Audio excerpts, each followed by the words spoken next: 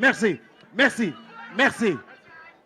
Gars yi arrêté leen rab bi arrêté leen tëgg mi te déglu ki fi nar a doon incha allah président de la République. Monsieur le Président, vous avez la parole.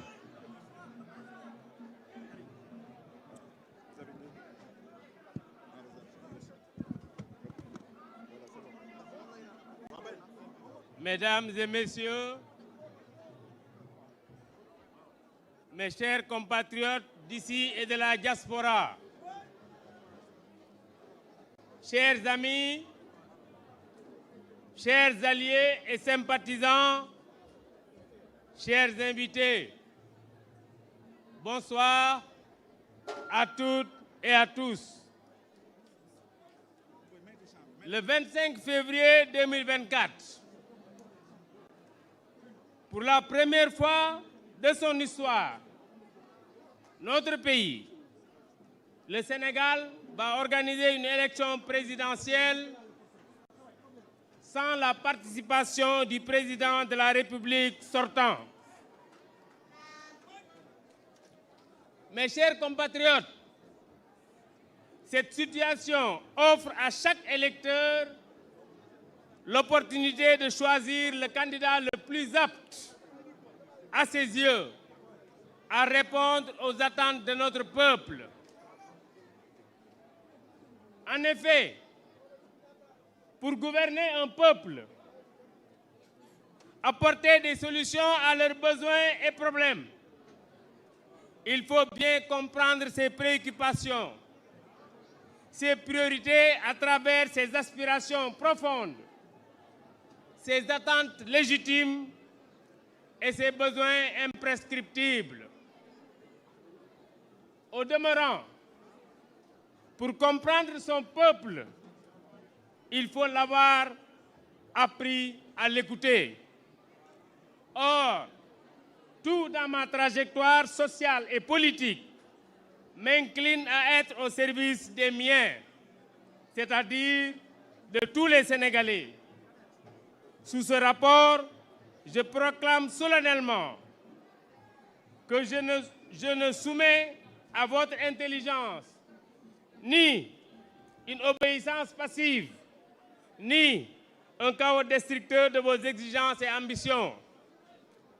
Je vous appelle, par contre, à la mobilisation de toutes les énergies positives que vous portez dans vos diversités convergentes, sans exclusion, à relever ensemble les défis auxquels notre pays, le Sénégal, est confronté. Mesdames et messieurs, je m'adresse sans exclusive à toutes les catégories de notre cher peuple, des plus démunis aux plus nantis, des plus jeunes aux plus âgés, des femmes aux hommes de toutes conditions sociales, des populations de toutes les contrées du pays, des Sénégalais de toutes les ethnies, de toutes les obédiences religieuses et sensibilités idéologiques. Ma conviction intime considère en effet que les ruptures qualitatives nécessaires à l'entame du processus de développement de nos potentialités naturelles et humaines reposent sur notre capacité à instaurer entre tous les segments de notre société millénaire nos valeurs ancestrales, dont la tolérance, l'unité, la solidarité et l'engagement collectif, pour remporter la bataille de notre souveraineté politique et économique par la construction solidaire des exigences de notre nation selon ses priorités bien ciblées. Chers compatriotes, le grand savant sénégalais, l'homme de Tchéitou, le panafricaniste, je veux nommer Cheikh Anta Diop, disait dans les années 60, je cite, « La sécurité précède le développement ». Les fonctions que j'ai successivement occupées m'ont permis très tôt d'identifier et de cibler les priorités des Sénégalais, à la tête desquelles se trouve inévitablement le besoin de sécurité à toutes les échelles de leur vie. La sécurité civile d'abord. En effet, nous aspirons tous à vivre dignement dans notre espace national et sous-régional de paix. Dans le contexte de menaces extérieures exacerbées nous y invite, incite sans équivoque. La sécurité alimentaire. Notre pays ne peut plus dépendre de l'extérieur pour nourrir sa population. Notre souveraineté alimentaire conditionne notre capacité à assumer nos devoirs vis-à-vis de nous-mêmes et de nos partenaires de toute obédience. La sécurité sociale, elle est garante de la santé des différentes couches de notre peuple, de leur bien-être social, de la nécessaire victoire définitive à remporter contre la pauvreté, pour la suppression progressive de toutes les formes de fracture sociale. La sécurité entrepreneuriale. Notre pays ne peut plus faire l'économie d'un contrôle effectif de son économie par un accès efficient et équitable au financement, par la priorité accordée aux entrepreneurs nationaux dans la distribution de la commande publique et enfin par un réaménagement plus favorable de la fiscalité des entreprises nationales. Bénéficiant d'une présomption incontestable de rigueur, de compétence et de sérieux de la part de mes compatriotes, je compte mener de manière transparente une politique inspirée et audacieuse pour sortir le Sénégal et sa jeunesse de l'ornière de la dépendance extérieure. En réalité, c'est dans les temps les plus durs que les peuples de l'humanité ont toujours retrouvé leur génie. Notre peuple ne saurait faire exception. Du reste, son histoire ancienne et même récente prouve entièrement les capacités de rupture qualitative pour rebondir face à toute adversité interne ou externe. Avec la force chaleureuse qui m'habite et pour faire de nos espoirs la réalité de nos vies, j'ai décidé, s'il plaît à Dieu, au Tout-Puissant, avec humilité et détermination, d'être candidat à l'élection présidentielle du 25 février 2024.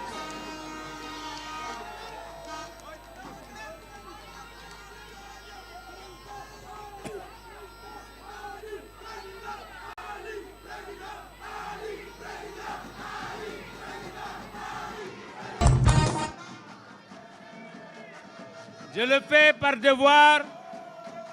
dans la volonté et l'humilité de servir notre peuple. Je place ma candidature au-dessus des partis politiques et des clivages de toute nature. Je suis en effet candidat parce que j'aime mon pays, le Sénégal. J'aime sa diversité, j'aime ses terroirs et son modèle social. Je veux qu'on y recommence à parler de conditions de vie acceptables pour tous, des écosystèmes réhabilités, de la dignité des hommes et des femmes dans le respect de nos valeurs cardinales, d'éthique, de morale et de croyance. Je veux que tous les enfants de ce pays aient la même chance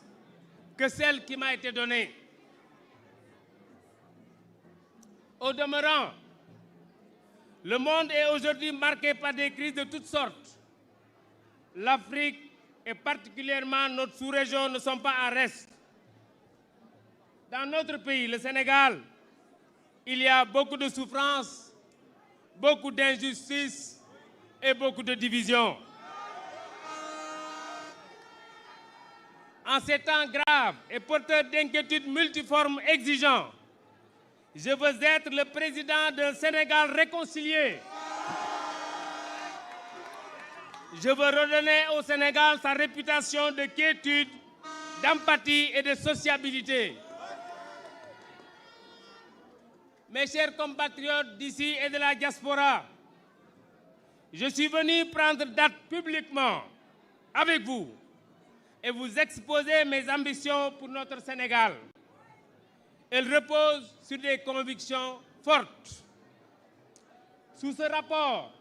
je crois fermement en la valeur du travail. Le travail constituera notre boussole, le fil rouge de notre action. C'est par le travail individuel et collectif que nous pourrons renforcer notre qualité de vie et améliorer notre modèle social. C'est par le travail de tous que nous pouvons continuer à rendre notre pays plus solide, plus prospère. Chers compatriotes, il n'y a plus de temps à perdre. Donc, voici donc venue l'heure d'un nouveau contrat politique et social avec chacun d'entre vous et avec l'entité nationale. Il vise essentiellement à bâtir un socle nouveau et à engager ma responsabilité dans l'incarnation et l'espoir pour imprimer un changement immédiat aux yeux de toutes les générations encore sceptiques quant aux perspectives de renouveau salutaire pour tous. En me présentant à la tête de la coalition Aly Ngouille Ndiaye, la coalition Aly Ngouille 2024. On a fait tout à l'heure la présentation des partis et mouvements qui nous accompagnent. Donc je disais, en me présentant à la tête de la coalition Aly Ngouille 2024, je pars à la rencontre de mon peuple dans un esprit rassembleur pour recueillir ses espérances et ses doléances avec respect, humilité, bienveillance et compréhension pour les transformer en réalité. Ce sera l'occasion d'exposer mon programme pour une croissance économique inclusive et soutenue par un capital humain à la hauteur de nos ambitions. C'est d'abord pour cela que je me bats en politique, le progrès et la justice sociale. Mon engagement a toujours tendu à faire bouger dans le sens du progrès et du décollage de notre pays. Pour atteindre ces objectifs qualitatifs, nous devons commencer par changer nous-mêmes et rompre avec certaines habitudes fâcheuses, telles la gabegie, la malgouvernance, la corruption, l'arrogance, le népotisme, mais aussi l'oisiveté, l'attrait du gain facile, l'indiscipline et le non-respect des symboles de la République.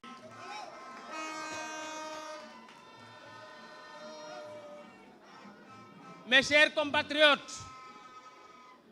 à la jeunesse sénégalaise, fortement touchée par le chômage, dont le taux a presque doublé en l'espace de 10 ans, passant de 12% en 2012 à près de 23% en 2022, selon l'ANSD. Je veux redonner de l'espoir à la jeunesse de ce pays. Je veux donner à la jeunesse de ce pays de l'espoir et l'esprit de conquête. Nous avons le dessein de construire, en comptant sur elle, le pays que notre jeunesse mérite. Nous compterons essentiellement sur nos acquis innombrables, parmi lesquels une longue tradition historique qui a façonné nos valeurs de société, une grande diplomatie dont la voix porte dans toutes les instances internationales, un lourd héritage légué par de valeureux érudits, hommes de foi, intellectuels et savants, une jeunesse dont la vitalité doit être convertie en force de transformation pour des ruptures de qualité et non en fardeau. Chers compatriotes, je veux être le candidat de l'emploi. Je veux être le candidat de l'emploi et de l'emploi pour mettre fin à ce fléau du chômage endémique qui jette nos enfants dans les flux migratoires. Je veux être le candidat de l'espoir de la jeunesse diplômée et du secteur informel. L'emploi sera le plus vaste de mes chantiers. La création et l'innovation seront au cœur de mon action. Je veux être le candidat de l'agriculture, de l'élevage et de la pêche réhabilités au rang des priorités.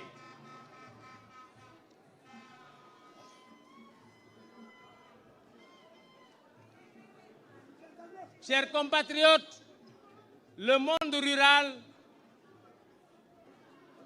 reste et sera au cœur de nos préoccupations. Je veux ici m'adresser au monde rural, agriculteurs, éleveurs, pêcheurs, qui représentent plus de 60% de la population du Sénégal, estimée dernièrement ou récemment à plus de 18 millions d'habitants. Ce monde rural, qui constitue le secteur primaire de notre économie, qui regroupe 65% de notre population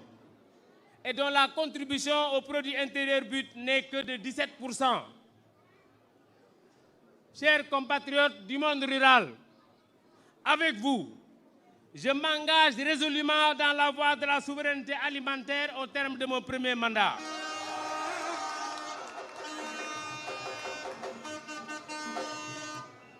Je serai le candidat du développement industriel, de l'artisanat, de la création et de la redistribution des richesses. Je serai, il va sans dire, le candidat de l'éducation et de la formation. L'école, sans oublier l'enseignement religieux, est au cœur de mon projet de société pour le développement. C'est l'éducation qui fait naître le sentiment d'attachement aux valeurs fondamentales,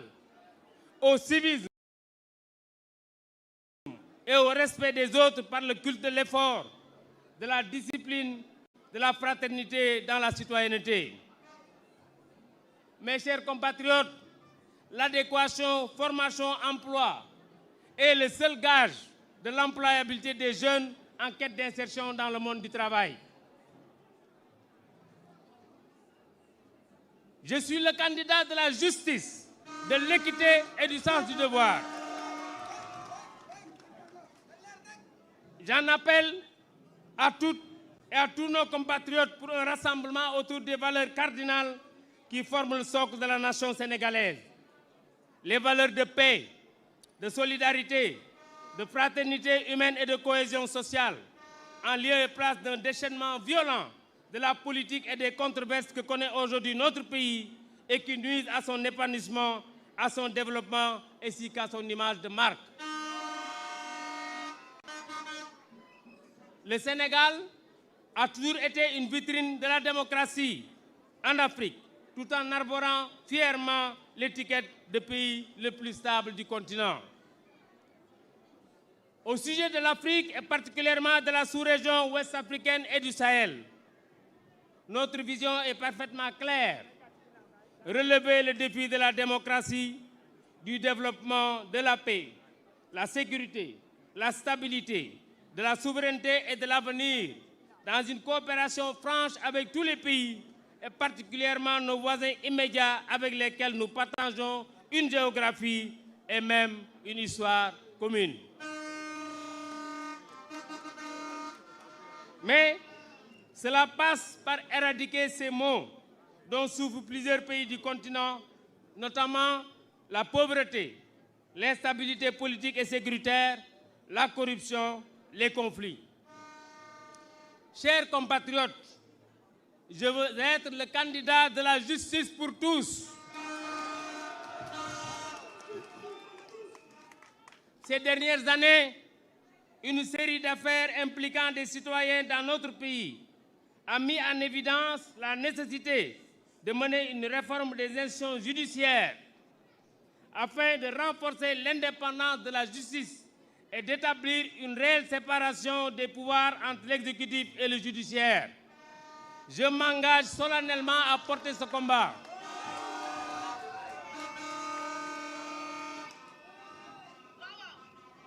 Je suis le candidat du vivre ensemble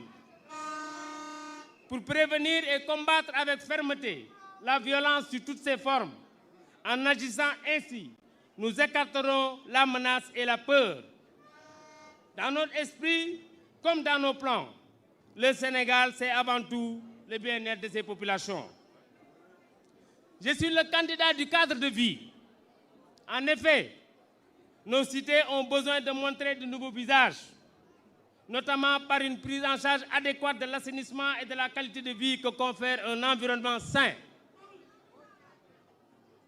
Je suis le candidat de l'habitat décent pour tous. Depuis les indépendances du Sénégal, les programmes d'offres en habitat social se suivent dans notre pays, mais les populations les plus vulnérables restent largement victimes de la spéculation foncière qui les exclut de l'accès à l'habitat décent ou du droit à la propriété. Dès lors, l'enjeu social majeur que représente l'habitat salubre à des prix raisonnables sera une priorité absolue de mon quinquennat afin d'assurer l'égalité des chances d'accès à des logements. Je suis le candidat de la promotion féminine. Les femmes ont gagné leur combat sur le terrain du droit. Il reste à matérialiser ces victoires sur le plan économique et social.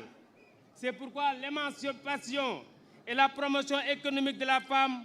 seront au cœur de toutes les politiques publiques. Je serai le candidat du tourisme, répondant ainsi aux objectifs de promotion de la culture. Les attentes sont nombreuses et passionnantes. Je m'engage à relever les défis pour doter ces secteurs d'une vision et des moyens nécessaires à les rendre plus compétitifs pour le rayonnement du Sénégal. Je serai le candidat de la santé et de l'équité sociale. Les citoyens doivent accéder à des structures de santé où qu'ils se trouvent sur le territoire et se soigner à des coûts acceptables. Mesdames et messieurs, je suis le candidat de l'environnement. L'environnement et les questions de population constituent les sujets majeurs du XXIe siècle qui interpellent l'humanité. Le Sénégal, à l'instar de l'Afrique, est plus que jamais interpellé. C'est pourquoi je me ferai le devoir de bien adresser ces problèmes dans le cadre des institutions de coopération régionale et sous-régionale. Si nous prenons la nature pour guide, nous ne nous égarerons jamais, disait Cicéron, homme d'État, homme politique, philosophe. Sur ce sujet, l'Afrique doit s'imposer et non subir. Enfin, mes chers compatriotes de la diaspora, cette candidature est aussi la vôtre, car pour moi, notre pays, c'est partout où bat un cœur sénégalais.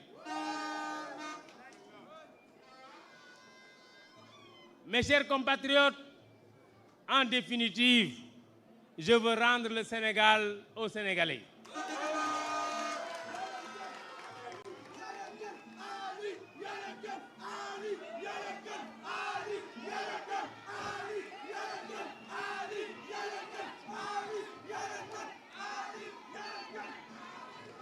Je vous remercie pour votre confiance,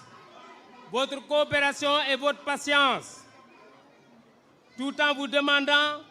de vous approprier ce projet parce que c'est votre projet. Une nouvelle génération de dirigeants est en marche pour un Sénégal qui nous ressemble et nous rassemble. Je veux que la jeunesse le comprenne et s'engage à mes côtés, qu'ensemble, nous nous battions pour la construction d'une nation moderne. Je vous le dis, je vous le redis, Aimons notre pays, aimons notre Sénégal, de l'amour et de l'affection qui arrachent les larmes, comme disait feu le président Lamine Gueye. Aimons notre nation et vive le Sénégal. Mesdames et messieurs, chers compatriotes d'ici et de la diaspora, chers amis,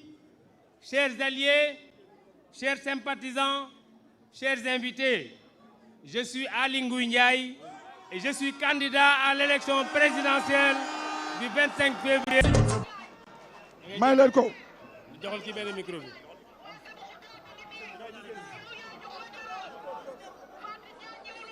jox ma beneen feuille.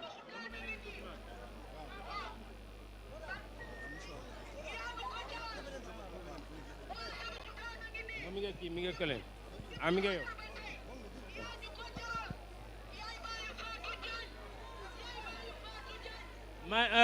ngeen may ma tuuti.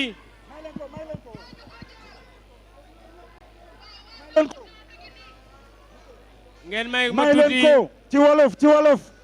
may leen ko ma wax. damay tënk ci wolof tuuti rek ndax nit ñi xam message bi ñu fi wax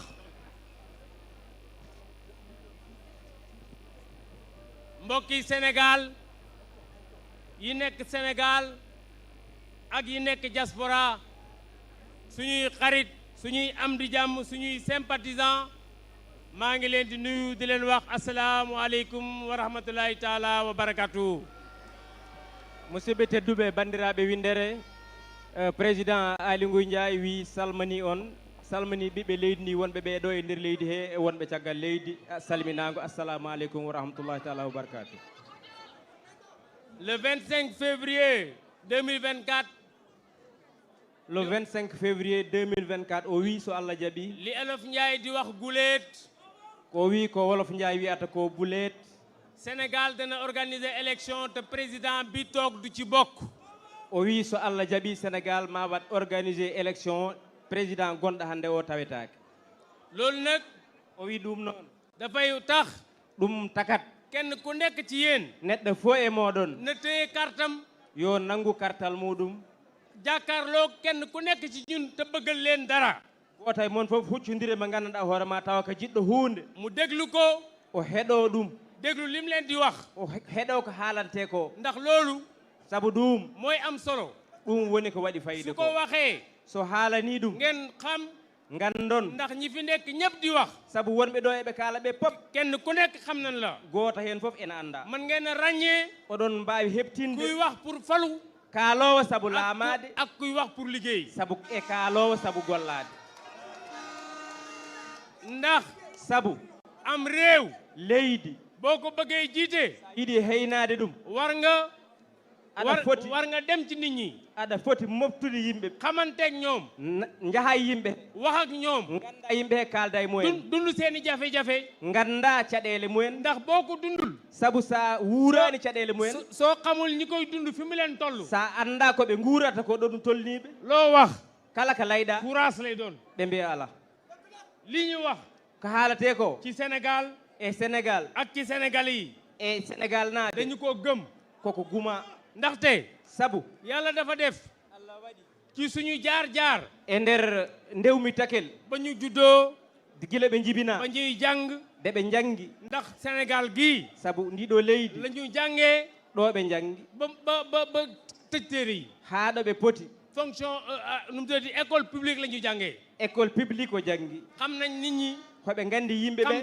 xam seeni bëgg-bëgg hombo andi ko yimɓe ɓe jiiɗi xam seeni soxla hombo andi caɗele mumen moo tax ɗum taki bu yàgg ba tey gila ko ɓooyi ha hande xaaruñ ba nege ni eɓe paɗaɗi ha joni li ñu intéressé rek intérêt mumen mooy nu ñuy dimbalee Sénégalais yi holno ɓe ballirta leydi ndi pour fat seeni soxla pour safrude caɗele mumen bu ñuy wax Sénégalais yi nag seɗen mbiye Sénégal naaɓe ɓe noon dañuy wax Sénégalais ɓe mbiyat Sénégal naaɓe ɓe ñi gën a ndóol ɓurɓe wasde ɓe ba ñuy ëpp wërsëg e ɓurɓe ɓe jogade Sénégalais yi gën a nekk ndaw Sénégal na ɓurɓe wonde ba yi sukaɓe gën a nekk mag ha e ɓurɓe wonde mawɓe góor ñi ak jigéen ñi rewɓe ɓe e worɓe ɓe Sénégalais yi fu nu munta nekk ci réew mi ak bitim réew Sénégal naaje kala to gonɗa ko ɗo e caggal leydi ak xeet buñ mën a bokk e leñol ngol jeeɗa pop ak waaso buñ mën a bokk e kala leñol hinde nde jeeɗa ak diine juñ mën a bokk e diine ma jeeɗa pop Sénégal yooyu la ñu waxal Sénégal ɓen naaɓe kaldete ñu xam ne yoɓe ngandu ñun ñëpp bu ñu boolee suñu doole enen fof si en ndendani doole men ma wax leen sama yéene o wiye o haalan on anniye mum danañ mën a yëkkati Sénégal mbele ɓamton Sénégal ba fu mu munta toll kala ɗo Sénégal tolni kenn ku ne xam na ne goto fof anda ñun waa Sénégal ñoo ko liggéey ɗum ɗo ko Sénégal naaɓe liggi ɗum samay jaar-jaar o wi ndewmi takel muɗum ci sama liggéey privé e golle muɗum ci e o jeeyani hoorema sama liggéey public e golle muɗum laamuyankoje tax na ma xam o taki li nga xam ne lii tey ɗum woni ko gandanɗa ko mooy hande soxlay sénégalais yi ɗum woni caɗele aynaɓe ɗe waw faami ɗum te li jiitu ci soxlay sénégalais yi ko ɓuri tidde e jojjaji Sénégal naaɓe mooy kaaraange woni yimɓe ɓe ne ndaxte sabu Cheikh Anta Diop Cheikh Anta Diop wi ñun ñëpp xamoon ko ci bari xam-xam enen fof omo jeeya e ɓuuri ɓe ɗo gandal waxoon na ne o wiino kaaraange o wi ndenago yimɓe mooy jiitu yokkute ɗum woni laawol ɓamtare gadanol kon sabu kaaraange boobu ɗum noon ndenago ngol lañ bëgg ɓe jiiɗi sénégalais yi Sénégal naaɓe yëg ko tina ɗum ci seen dëkkuwaay e koɗorle ci maɓɓe seen bopp e koye mumen ci seen alal e jawɗele mumen yëg ko tina ɗum ci li ñuy dundee e koɓe guurata ko yëg ko tina ɗum ci seeni wér-gu-yaram e cellal ɓalli mumen yëg ko tina ɗum ci seeni liggéey e golle ba mumen lépp liggéey boo xam ne bii Sénégal kala noon gollal gat Sénégal war na koo joxe Sénégal en wawi weerude ɗum sénégalais yi ñoo ci war a jiitu Sénégal na poti haynade hen ndax am réew saabu leydi kenn du ko tabax boo dëkkul ca réew ma hay goto wawa ɗum mahde a wona neɗɗo leydi ndi yàlla def na nag saabu Allah waɗi noon xam ngeen ma oɗon gandi on dañi kanko jàng ani ngeen ma on dañi ɗum du ma wax lu ma narut o layata ko miijaki du ma dige lu ma narut o layata ko miijaki o digrata ko wawa moo tax ɗum taki ma jàpp ne o nangi élection présidentielle du 25 février 2024 oɗo élection garowo 25 février 2024 bu neexee yàlla so Allah jaɓi candidat laa bëgg a nekk o yiɗi wonde ànd ak yéen andak ànd yaada ak mon yéen yaada e mon ba le 25 février ha 2024 ñande 25 février 2024 ngeen falma amminen ɗum ma ànd ak yéen so anda e mon liggéey réew mi liggoɗen leydi ndi ndaxte réew mi o wi saabu leydi ndi wax dëgg yàlla so tawi ko haalde Allah dafa am ay cëslaay yoo xam ne yi dafa am solo ñu ñëpp ñu war koo xam wonno leydi ndi lelori enen fof eɗen poti famde ɗum ndax yàlla defal nañu saabu Allah hokki en ay mag ñu baax mawɓe moƴƴuɓe muy magi diine mawɓe juulɓe ak diine bu munta doon mawɓe diineyankoɓe diineji e fof rawatina diine l'islam ha tengte diine ñu l'islam may ñu ay mag yoo xam ne yi am nañu xam-xam ɓe dokki en mawɓe anduɓe teg réew mi ci yoon pawi leydi ndi e laawol ñun soxlawuñ enen en di cohlani jéem a jëggaani en cohlani addoyde fenn hay nokku fu ñuy wanalee ni ñuy liggéeyee kollowo en no gollortoɗen kon loolu moo tax ɗum taki ma ne o wi man Aly Ngouille Ndiaye kam président Aly Ngouille Ndiaye jiite président coalition Aly Ngouille 2024 o heyni diɗɗal biyetegal Aly Ngouille Ndiaye 2024 ànd ci ak gor yu baax yi toog o wondi hen e ɓeeɗo yontaɓe wonɓe caggal muɗum góor jigéen mag ak ndaw debbo gorko kurka e mawɗo xeet bu ne ci Sénégal leƴƴi ɗi fof nanɗo yaakaar naa ne dégg ngeen ko fii on nani ɗum ɗo ñu ànd ɓe gondi pour saabu lii nga xam ne lii moom la ñuy dëgmal ɗum ko gandanɗa ko ɗum ñu faa gañe ko saabu te gañade bu ɗum ñu ko gañee si en gañima ɗum danañ xam ne ma on gandu roy du nur ak pire wallahi oɗon gandi ɗum kam laaɓi roydu nokkir o wi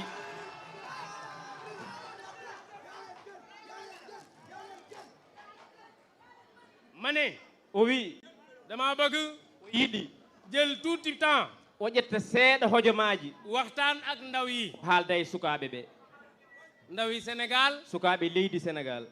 ndax sabu recensement bi nga xam ne bi def nañu ko te résultat yi génn na fan yii recensement baɗaɗo o résultat o yalti ko ɓooyani li mu wane ko holliri ko nee na o wi ci at mii ñu nekk nde ɗo hitande nde gonɗen bu ñu xoolee population Sénégal si en ƴeewi ɓiɓɓe leydi ndi téeméer boo jël temedere foof juróom ñaar fukk ak juróom benn yi te capanɗe jeeɗiɗo jeegoma ɓe amuñu ɓe ngala fanweeri at duuɓi capantati ak juróom e joyyi loolu nag ɗum noon xam ngeen ne dañ ko war a jël hoɗon gandi ko foti ɗum ƴettude def ko force boo xam ne bii dañ cee war a sukkandiku ndax force boobu force du travail la. o wi en ƴettat ɗum ɗon mbaɗen doole men gollorɗe ɗe gandanɗa hoore ma ɗen ɗon doole nafata en ndaxte xale yooyu ɓen ɗon sukaaɓe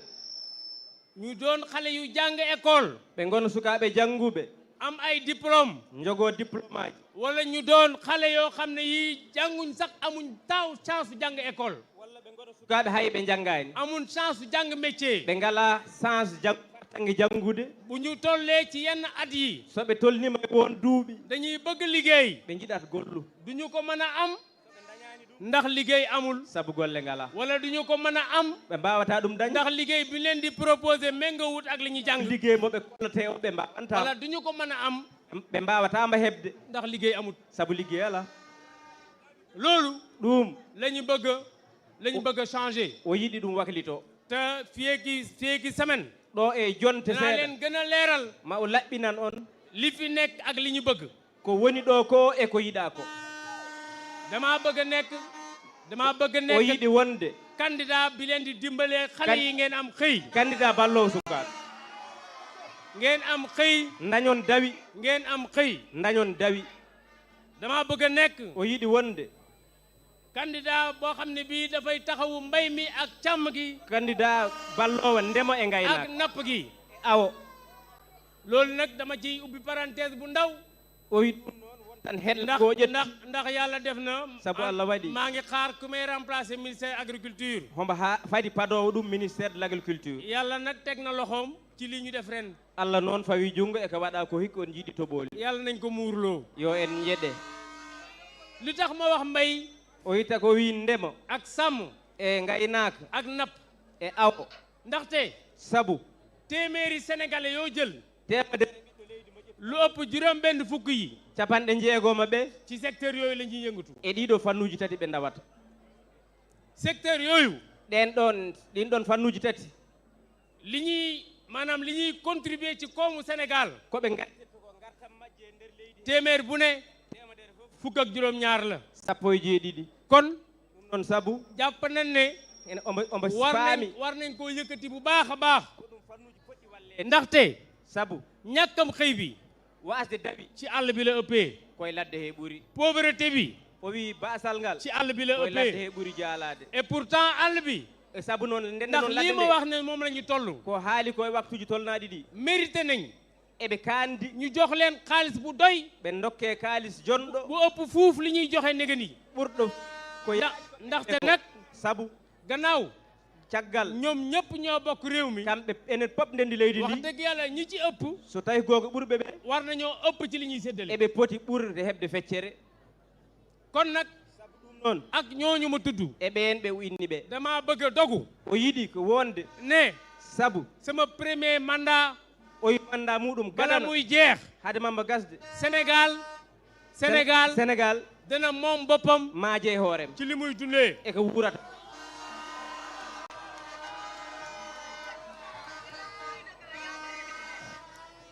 ngeen may ma taxaw ci tuuti dartoɗo seeɗa daanaka ñun ñëpp o wi sabu enen pop bu ñu xëyee so en dawi danañ am mburu mu ñu lekk pour ndekki ma en dañ mburu kacciti ɗen bu bëccëgee so ñalawma ari danañ am ceeb bu ñu togg ma en dañ maaro ko defɗen léeg-léeg sax bu guddee o wi sa'aji ni so jamma ni ñu tollanti ceeb bu ñu tàngalul ceebu bëccëg bi ngulniten maara ñalawma ko ma ne yéen ñëpp o wi onon pop xam ngeen ne oɗon gandi fii jamono toll ɗoɗo aduna o tolni hannde dund métti na nguura ne tiiɗi dund cher na nguura ne satti gouvernement bi laamu oɗo mi ngi def lu am solo wonko mbo waɗata di jàppale hombo jaggirana way jëfandiku yi naftortoɓe ɓe pour que sabu prix bi cogguji ɗi du seere noonu wasa sadde ha fakita waaye liñ jàpp ñun kono ko nangi ko mooy kañum solution bi du loolu o wi peeje ɗe solution wona mën na nekk nag solution am negandiku o wi ne waɗi solution tan fadde ndaxte li ma doon wax léegi nii sababu kol haaɗi joni ko mënuñu en ɓe mbawa bu ñu lekkee mburu so en ñaami mburu wala bu ñu lekkee pat walla so en ñaami ñaami pat wana macaron ene ko nandi hen bale bi nga xamee ne bii moom lañ koy defaree woni céréal woni gawri ni ganduɗa hoore ma ndi ɗum ndi 100% la ñuy jëlee bitim réew 100% o fof ko caggal leydi ala ko remete ɗo ma ne o wi ku ci tiib sa boolub ceeb kala timɗe hen bool mu maaro boo sooree kilo sa soori kilo booy lekk sa ceeb saɗa ñama maaro ma jàppal ne nangu 550 grammes yi 50 gramme o maanaam juróomi téeméer ak juróom fukki grammes yi ci kilo bi temedde joyi capanɗe joyi gramme jeeyaɗe on kilo ña ngi ko bayee bitim réew caggal leydi iwi kon ɗon rema boo jëlee diwlin bi sa ƴetti nebam ɗam boo defee litre ci biir ceeb bi sa ɓeti litre maaro he jàppal ne nangu 80 plus de 80% diwlin bu ñu jéggaanee bitim réew la 80% e litre o ko caggal leydi iwi kon ñun sénégalais wadde enen ɓiɓɓe sénégal na nañ jàpp ne nangen bés bu ñu reggee kala de karɗen bés bu ñu reggee laa kala de wax karɗen o wi dimbale nañ baykatu jàmbur en balli demowo janal li ma bëgg nag li ma bëgg o ɓeyde hen no mooy ñu góorgóorlu ba tinnoɗen ha suñu mbay mi ndemri men ndi suñu sàmm yi gaynaka men suñu nappkat yi awa men ngo ñu dooleel leen dokken ɗum doole ba fii ak juróomi at ha ɗo e duuɓi comme joyyi ni ma ko waxee comme no wiiri joni ni bu boobaa danañ yegg ci souveraineté so alimentaire nden yontima en souveraineté alimentaire dama ne damay nekk o wi candidat wu njàngale o wi kam ko candidat jangde muy njàngam tubaab o wi muy njàngam alxuraan muy njàngam arab jangde ɓurani jangde arab foof ndax dama jàpp ne njàng o wi o saabu o nangui kañum jangde dafa am solo ene waɗi solo e leydi ci li ñuy def e ko mbatten ko moo tax ɗum noon woni njàngale jangguinde waruñ ko bàyyi ginnaaw fotani hedde caggal ndax boo jàngalee say doom saabu sa janggani ɓiɓɓe ma boo yaree say doom sa ne'i ɓiɓɓe ma yar leen yar bu baax ne'aɓe neydi danañ moƴƴiri mën a dugg ci société bi maɓe mbaw naati inséré société wu ci ɓe diggo hen ɓe ndax jokkidiri ñoom hen it saabu maɓɓene ñoom it kamɓene ñu am chance ɓe allah hokkaɓe bi nga xam ne nii ku mel ni man am na ko mo ganduɗa hoore ma kam ba mën mbaɗo a no mundi jàkkaarloo jogui ak yéen ha wawa huccodirde moon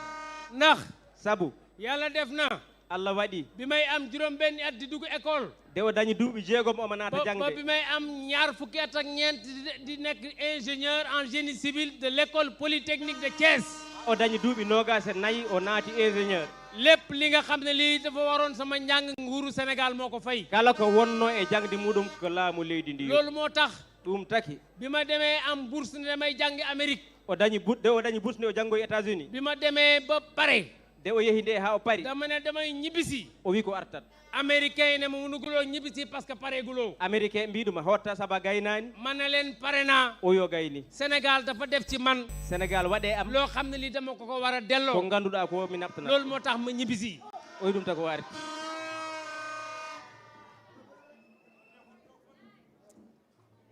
xale yii ɓeɗɗo sukaɓe faw ñu jàngal leen ɓe jangguine jàngal leen métier ɓe jangguine métier loolu mooy tax ñu liggéey ɗum taki ɓe liggo tey hande kër gu ci ne galle fof hande ba ci sama kër ba fuɗɗe ci galle sama mum kër xale jàng na fa sukaɓe am janggoɓe bac plus 4 jogui bac plus bac 4 plus 5 bac plus 5 amul liggéey ɓe ngala golle xale ñàkk na fa jàng sukaɓe ɓe ndax janggani amul formation saabu ala tey formation amul liggéey kadi ala ligguey ma ne o wi dama bëgg nekk o yiɗi wonde candidat candidat buy doxal yoon ci réew mi jahanowo gonga lawol buy doxal yoon ci réew mi o jahanowo ɗum ndax saabu nguur laamu man li ma gëm mooy kam ko nangi ko kenn waru ko jël hay goto ha ɗum ƴettu di jéem a faagaagal koo xam ne kii rek da ngeen a àndul ci politique sababude wasde wondude neɗɗo e miijoji loolu moo tax o wi ɗum taki ma ne o wi coppite yi war a am ci justice bi waylo poɗɗo wadde ñawoore he man ne dogu naa ne dana am o wi kam hombo wawi wonde ma wat buñ ma falee président de la république leydi ma ɗum wat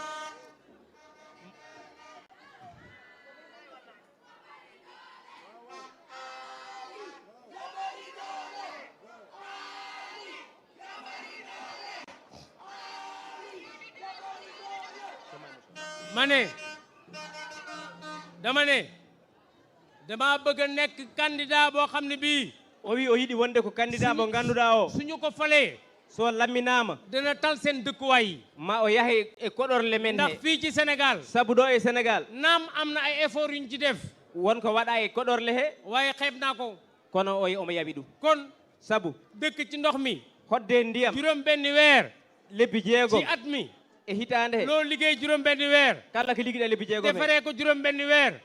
deppiɗa ɗum e lebbi dafa jeegom war he a dakk ci Sénégal ɗum foti gasde leydi he ma ne o wi dama bëgg sénégalais bu ne o yiɗi Sénégal naajo fof war a mën a am kër wawa dañde galle bu mu def njabootam mbo waɗi mbootum boobu nag ɗum noon su ma leen ko waxee so wi on noon man ngeen koo gëm ngume ɗum ndaxte sabu fii ci réew mi moom ɗo e ndiɗo leydi fii ci réew mi ndi leydi programme habitat bu fi ëpp o wi programme koɗorle ɓurɗo o ci sama loxo la jaar koye junggom rewi ma ne o wi may candidat kam woni candidat jigéen ñi rewɓe ɓe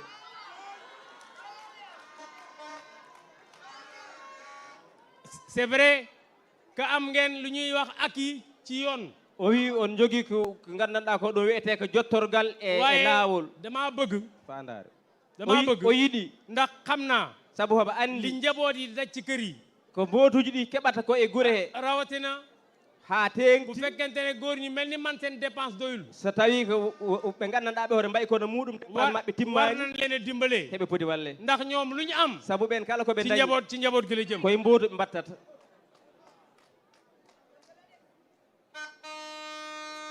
dama bëgg a nekk candidat de l'équité sociale maanaam o wi o yiɗi wonde ko candidat mo ngannduɗaa hoore ma ko candidat équité sociale candidat wu santé candidat mo ngannduɗaa hoore ma ko faati e cellal ɓalli ndax Sénégal sabu Sénégal 63 ans après l'indépendance duuɓi capanɗe jeegom e tati caggal de jeyɗen koye war men nañu weesu en poti ɓennu wax dëgg yàlla sabu ko tawi ko goonga tey hannde bari na ay endroit yoo xam ne yii ene waɗi e nokkuuji jigéen yi buñ tollee ci mucc rewɓe ɓe so poti ɓesnu dañ leen di tekki sareet ɓe mbaɗate koye saretaji léeg-léeg ñu daw lu ëpp ñeen fukki kilomètre saaje ɓe ndoga kilométre uji kewɗi fodde capannayyi di wuti benn poste de santé ɓe ƴeewa suudu walla safrirdu case de santé bu ñuy muccee walla case de santé bu ñuy muccee ɗo ngannduɗaa hoore ma ɗon ɓe mbaawi ɓesnu waaye foofu sax dafa sori kono ɗum bom woɗɗi fii ci Ndakaaru ɗo e Dakar tan kenn ku nekk ci ñun neɗɗo fof e men yàgg naa dégg a ɓooyi nan jigéen guy mucc ɗo jigéen guy mucc debbo poɗɗo ɓesnude ñu teg ko ci ambulance tege ambulance di ko wërloo hôpital bu ne hombo yiirle hôpital ndax fof amul place sabu place ala kon loolu ɗum noon ɗum kam dañoo leen di wax ne hombo haalana on bu ñu nekkee fii président de la république kala ñanndu woni président de la république dana deñ iwat ma rax ci dolli ne o ɓehde heen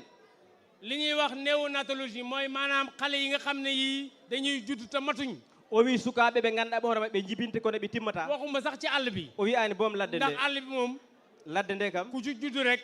jibinaaɗo fof y a de fortes chances que doo dund heno waawi heeɗo waaye Ndakaaru gii sax kono ɗo Dakar kam non seulement da ngay wër ba sonn doo am place a yiiloto haa tampa a dañta place waaye léeg-léeg boo amee place sax doo am loo ci fay so aaji hay sa dañi place a wawata yoɓ bi ma ci fay dimbale ci ay nit yàggul barki démb dong la ko walli ko he jiɓay goɗo annda no foti heccanki tan ma ne o wi damay ne enfin damay nekk candidat wu diaspora o wi so Allah jaɓi o wonta candidat diaspora ɗanniyanko ndax nag man dama dund ak diaspora sabu loo xam ne lii ko ngannduɗaa ko xam naa ne benn candidat dund ko hombo anndi hay candidat gooto wuurdani ɗum e maɓɓe lan laa dund ak diaspora holko wuurde e ɗanniyankooɓe man kam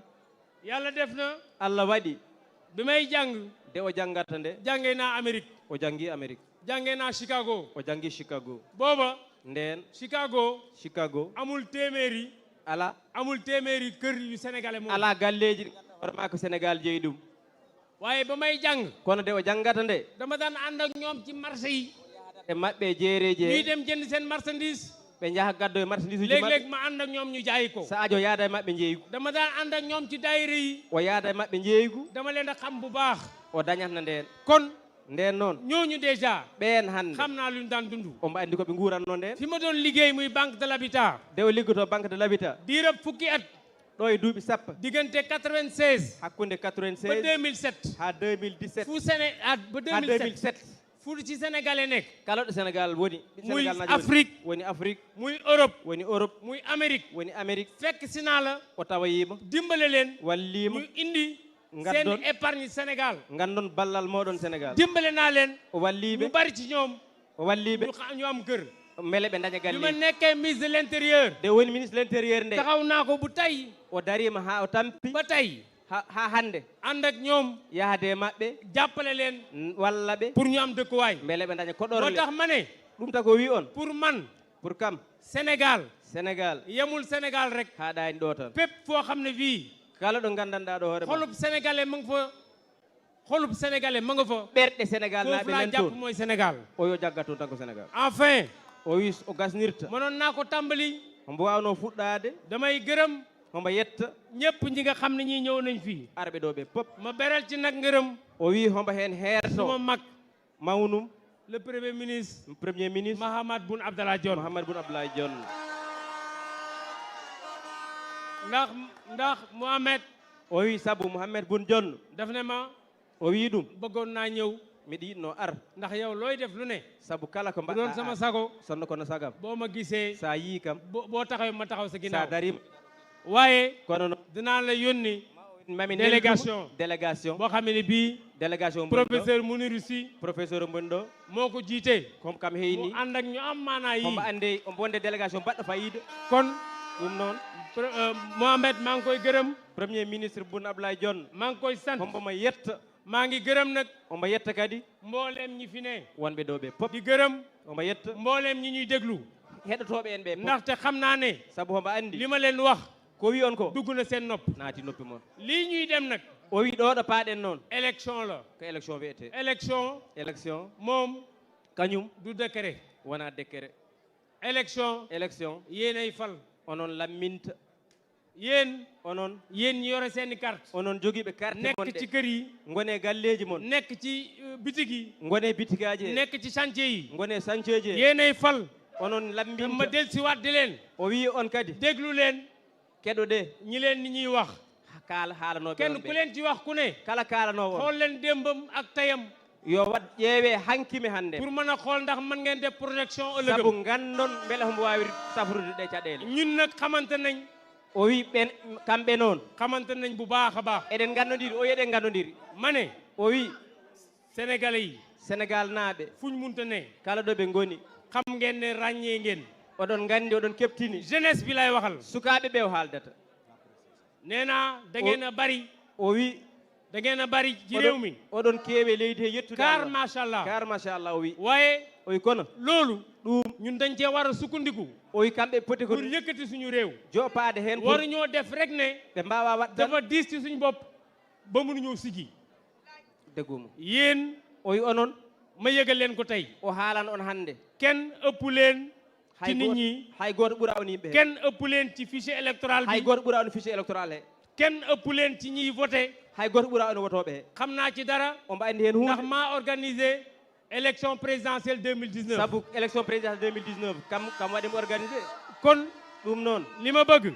o yiiɗi li ma bëgg o yiiɗi yéen ndaw ñi onon sukaɓe ngeen ɓe jël li ma leen wax o wi keɗoɗon ko jàpp ci ànd ak man nanggon man gondone li ma gëm mooy bu ngeen ci àndee o wi ko gumi ko so en au gondi soir du 25 février 2024 kikiɗo 25 février 2024 bu boobaa so Allah jaaɓi du soxla sax ñuy xalaat deuxième tour o wi jarani en miijo deuxiéme tour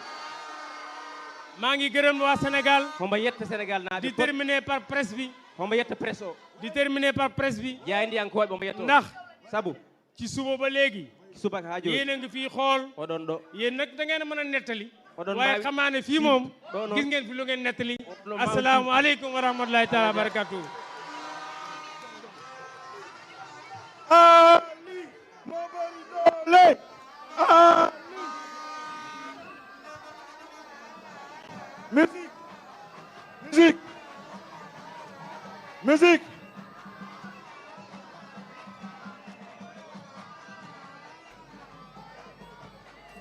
Ali ah